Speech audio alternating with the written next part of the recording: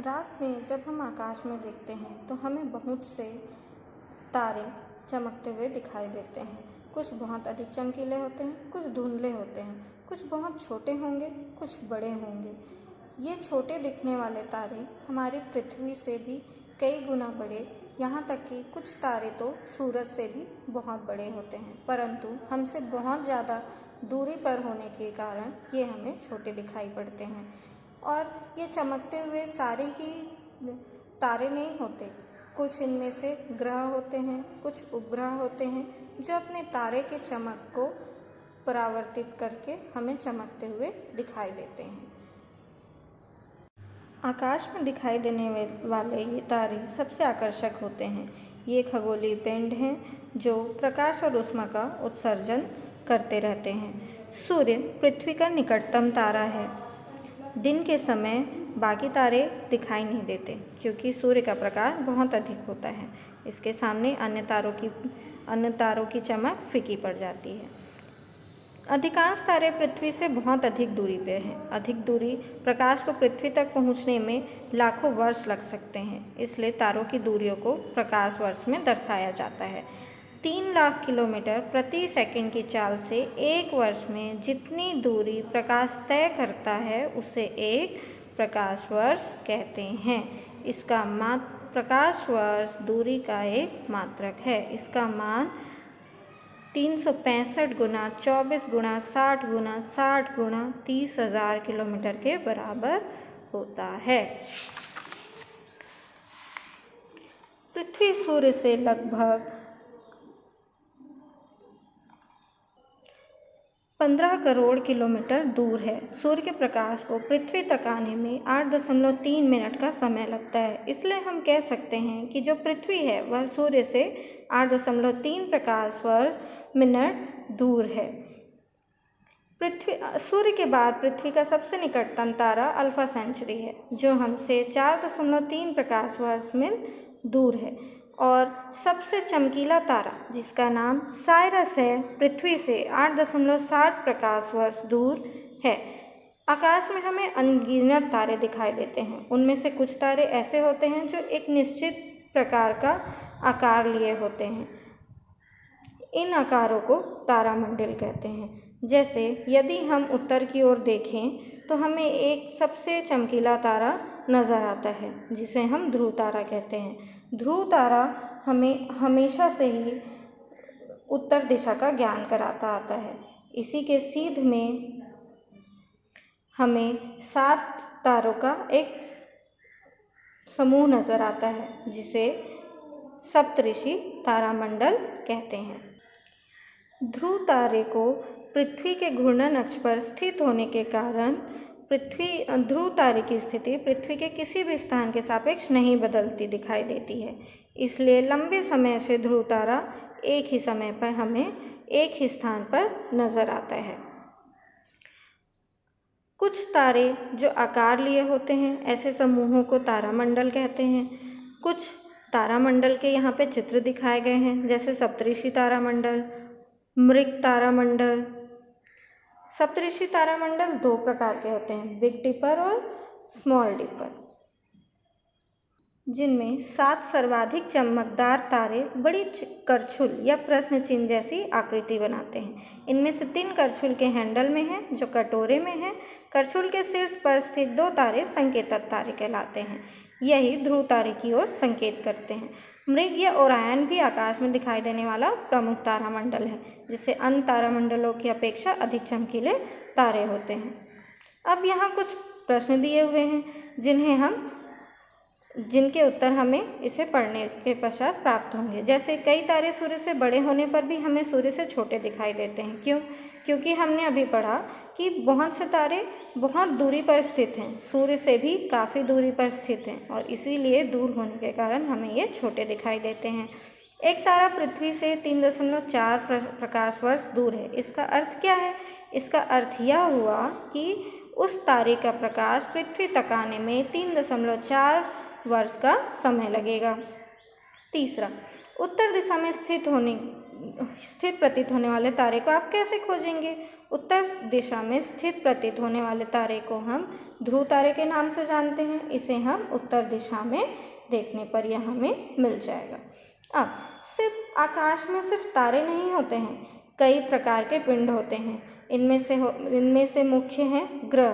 ग्रह अब 9 नहीं हैं, केवल 8 हैं। पहले 9वां ग्रह प्लूटो था, जिसे उसके छोटे आकार और अनिर्धारित घूर्णन पाथ के कारण ग्रहों की श्रेणी से हटा दिया गया है। अब हमारे सौर मंडल में केवल 8 ही ग्रह हैं, जो इस प्रकार हैं: बुध, शुक्र, पृथ्वी, मंगल, बृहस्पति, शनि, अरुण, वरुण। जिस प्रकार ग्रह सूर्य का घूर्णन करते हैं, उसी प्रकार कुछ ग्रहों का घूर्णन कुछ छोटे पिंड करते हैं, जिन्हें हम उपग्रह के नाम से जानते हैं। चंद्रमा पृथ्वी का प्राकृतिक उपग्रह है। आइए अब हम ग्रहों के बारे में जानते हैं। बुध ग्रह सूर्य के सबसे समीप ग्रह है। इसका अधिकांश समय सूर्य के प्रकाश के कारण दिखाई नहीं देता है। सूर्य के निकट होने के कारण यह अत्यधिक गर्म भी है और इसका कोई भी चंद्रमा नहीं है। इसका धरातल चट्टानी एवं पर्वतीय है। दूसरा, शुक्र ग्रह सूर्य से दूरी के क्रम में दूसरा ग्रह है। यह सबसे चमकीला ग्रह है। सूर्य के चमकीलेपन का कारण उसके घने बादलों का युक्त वायुमंडल है, जो अपने ऊपर पड़ने वाले सूर्य के प्रकाश के लगभग 3/4 भाग को परावर्तित कर लेते हैं। इसे भोर का तारा या संध्या का तारा भी कहते हैं। इसका द्रव्यमान पृथ्वी के द्रव्यमान से 4/5 भाग है, जबकि दोनों का व्यास लगभग समान है। शुक्र का भी कोई उपग्रह नहीं है। हमारी पृथ्वी यह सूर्य से दूरी के क्रम में तीसरी है। पृथ्वी का स्थान तीसरा है। सूर्य की परिक्रमा इससे पूरी करने में 365 दिन और 26 घंटे लगते हैं। अपने अक्ष में एक पूर्ण घूर्णन करने के लिए पृथ्वी को 24 घंटे का समय लगता है, जिसके कारण दिन और रात होते हैं। पृथ्वी अपने अक्ष पर थोड़ी झुकी हुई है। चंद्रमा पृथ्वी की परिक्रमा करने के साथ साथ पृथ्वी सहित सूर्य की परिक्रमा भी करता है। यह अपने पर पड़ने वाले सूर्य के प्रकाश को हमारी ओर परावर्तित करता है, इसलिए चंद्रमा हमें चमकीला दिखाई देता है। मंगल ग्रह सूर्य से बढ़ती हुई दूरी के क्रम में अगला ग्रह मंगल है। यह लाल रंग का दिखाई देता है। इस वर्ष के अधिकांश दिनों में यह पृथ्वी से दिखाई देता है। इसकी त्रिज्या पृथ्वी के लगभग बराबर है, परंतु द्रव्यमान 1/9 गुना है। इसमें जल और जीवन प्राप्ति के कोई पुष्ट परिणाम नहीं मिले हैं, लेकिन खगोलविद इस पे खोज के लिए तत्पर हैं और कई तरह के शोध कार्य कर रहे हैं। इसी में हमारे देश का प्रतिष्ठित मंगलयान पहली बार में यहाँ पहुँचा था। बृहस्पति सभी ग्रहों में बृहस्पति सबसे बड़ा है। इसका द्रव्यमान शेष ग्रहों के कुल द्रव्यमान से भी अधिक है। सूर्य से इस तक पहुँचने वाली ऊष्मा तथा प्रकाश की मात्रा पृथ्वी और मंगल की अपेक्षा बहुत कम है।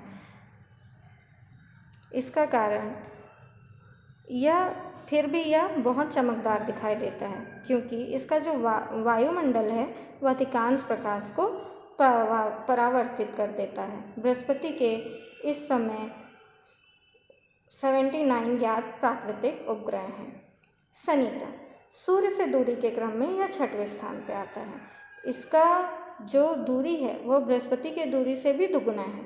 इसका द्रव्यमान और संरचना बृहस्पति जैसा ही है, किंतु यह बृहस्पति की तुलना में थोड़ा ठंडा है। इसमें 3 वलय हैं, जिसकी वजह से यह बहुत सुंदर दिखाई देता है। शनि के ज्ञात उपग्रह 80 हैं। अरुण को दूरबीन की सहायता से खोजा गया था। यह पहला ग्रह है जिसे दूरबीन की सहायता से खोजा गया। इसकी दूरी शनि से भी दोगुनी है और इसके ज्ञात उपग्रह 21 हैं। वरुण सूर्य से दूरी में यह 8वां ग्रह है, सबसे दूर है और दूरी के कारण यह सबसे ठंडा है। यंग अर्थात प्लूटो अब ग्रहों की बिरादरी से बाहर कर दिया गया है। क्यों? क्योंकि यह सूर्य से बहुत अत्यधिक दूरी पर है तथा इसका जो आकार और द्रव्यमान है वो बहुत ही कम है। सूर्य से प्रकाश इस तक पहुंचने के लिए 32 घंटे का समय लग जाता है। सन 2006 में अंतर्राष्ट्रीय खगोल विज्ञान संघ की प्राग चेकोस्लोवाकिया में हुई बैठक ने ग्रहों की परिभाषा निर्धारित की। ग्रहों के लिए परिभाषा का निर्धारण किया गया है, जिसके अनुसार जो सूर्य का चक्कर लगाता हो, जिसमें इतना द्रव्यमान हो कि गुरुत्वाकर्षण के कारण आकार गोल हो, जिसका परिक्रमा पथ साफ हो, जिसमें अन्य खगोलीय पिंड मौजूद न हो, इन्हें हम ग्रह कहेंगे।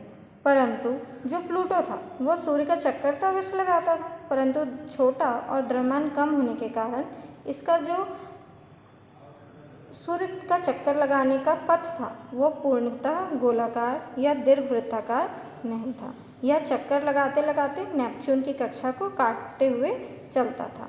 इस वजह से इसे वामन ग्रह का दर्जा दिया गया। अब कुछ ग्रहों की पहचान करते हैं। सबसे बड़ा ग्रह कौन सा है? बृहस्पति ग्रह, जिस पर जीवन है, एकमात्र हमारी पृथ्वी। सबसे चमकीला ग्रह शुक्र, लाल ग्रह मंगल। दूरबीन द्वारा खोजा गया ग्रह कौन सा है? पहला ग्रह अरुण। 3 वलयों वाला ग्रह शनि। 8 उपग्रहों वाला ग्रह वरुण। अब हम पढ़ते हैं अब तारे, ग्रहों, उपग्रहों के अलावा कुछ छोटे पिंड भी हमें आकाश में दिखाई देते हैं, जो इस प्रकार हैं। ग्रहिकाएं। मंगल और बृहस्पति के बीच में बहुत सारे छोटे छोटे पिंड हैं जो सूर्य की परिक्रमा करते हैं। इन्हें हम ग्रहिकाएं या क्षुद्र ग्रह कहते हैं। माना जाता है कि यह किसी कारणवश ग्रह का रूप नहीं ले पाए और टुकड़ों में सूर्य की परिक्रमा करते हैं। धूमकेतु का विशेष लक्षण यह है कि यह छोटा चमकदार शीर्ष होता है और इसके पीछे लंबी पूंछ होती है। धूमकेतु की पूंछ हमेशा सूर्य के विपरीत दिशा में होती है। इनमें से एक इसका उदाहरण है हेली का धूमकेतु। यह ऐसा धूमकेतु है जो हर 76 वर्ष बाद प्रकट होता है। इसे पिछली बार 1986 में देखा गया था। अब आते हैं उल्काएं एवं उल्कापिंड। ये प्रकाश के चमकदार धारी के रूप में दिखाई देती हैं। इन्हें ही हम टूटता हुआ तारा कहते हैं। ये असल में तारे नहीं होते हैं, ये उल्काएं होती हैं जो आकाश में हमारे पृथ्वी के वायुमंडल में तीव्र गति से प्रवेश करता है और घर्षण की वजह से ये जल जाता है और इसी वजह से हमें ये चमकदार धारी के रूप में दिखाई देते हैं। जो उल्का बिना जले हमारे पृथ्वी से टकराती हैं उन्हें ही हम उल्कापिंड कहते हैं। ये था हमारा आकाश दर्शन पाठ। आप इसे अच्छे से समझ लीजिए, बुक पढ़िए और फिर असाइनमेंट का आंसर लिखिए। और आप ये क्वेश्चन आंसर भी हैं, इन्हें भी सॉल्व कर लेंगे।